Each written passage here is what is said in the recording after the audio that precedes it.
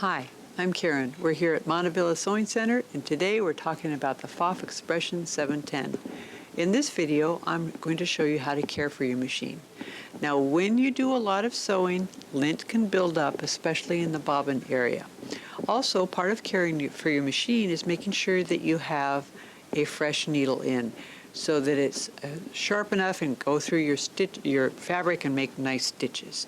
So I would say if you're using the same needle and you've used up 3 full bobbins of thread, that's a lot of sewing that needle has done.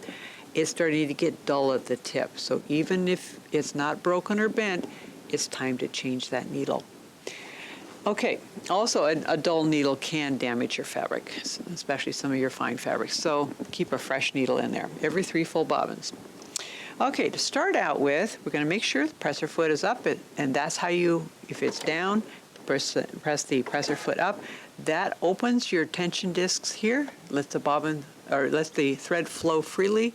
We snip our thread here, pull it out this way. In another video I showed you in threading your machine, you always want to cut your thread up here and pull it out this way. Don't pull it backwards out of your machine because that can cause lint to build up in your tension discs. Okay, to take the foot off, you just simply press down and it's off. I'm going to put that down here in the little parking spot right there. Then we want to take our needle out. So there's a needle clamp screw right here.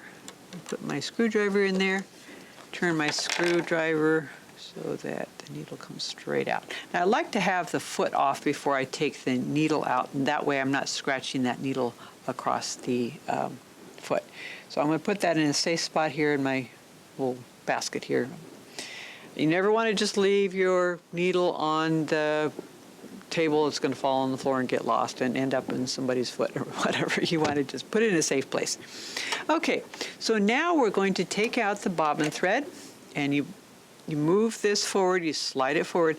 Also, I want to show you a really neat thing about this. This has a magnifier, so you can actually use this, like if you wanted to thread your needle by hand, like you had a twin needle or something and you can't use your needle threader. This is great for seeing up close, a little magnifier right on your bobbin case cover. Okay, to take out this area, there's no screws. You simply just pry it up using your screwdriver. Pull that off of there. Then there's this extra little piece right here, so you pull that off. And I didn't take out my bobbin thread. I'll do that now. Now this is your bobbin case. You want to take your brush that comes with your machine and clean your bobbin case on all sides, all areas. Make sure that there's no lint caught in anywhere. Then any lint that's in here, take and brush that out really good. Brush anywhere where you find lint. Brush in between your feed dogs. So in this area and in between your feed dogs is where the main source of lint is going to be. You also might find some up here.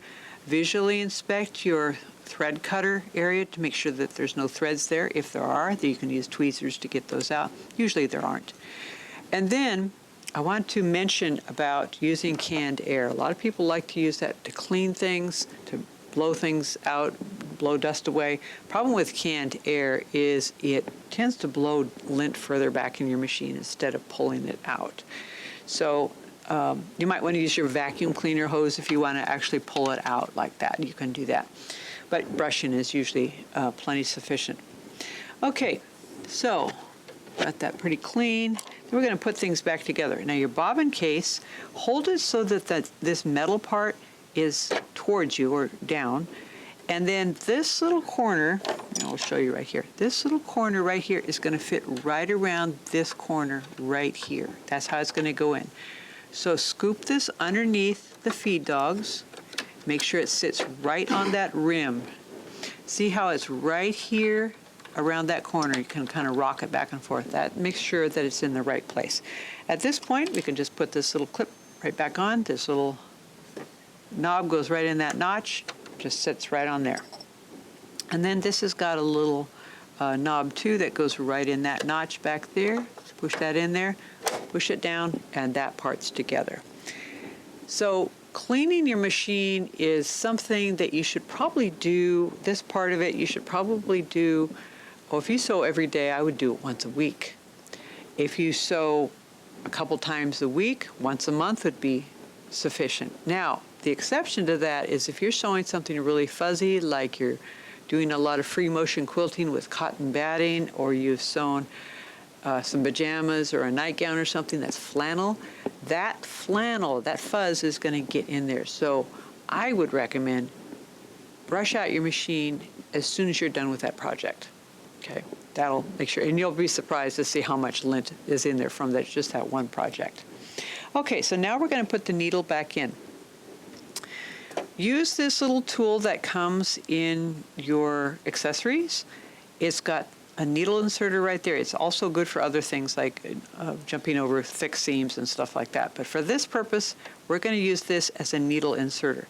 Notice your needle has a flat side. You want to match that up with that flat side. Poke the pointy end right down in there and match it up like this. What this does is it acts like a handle for your needle. So instead of holding it with your fingers and you're not sure you've got it all the way up there, this will make sure. So I start out by poking the needle down there where it sews, and then bring it straight up behind the needle bar guide.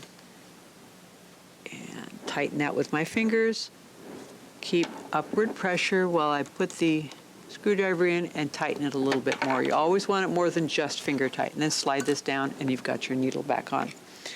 Then to put the foot back on, the hole here where it sews, match that up with a hole in the needle plate.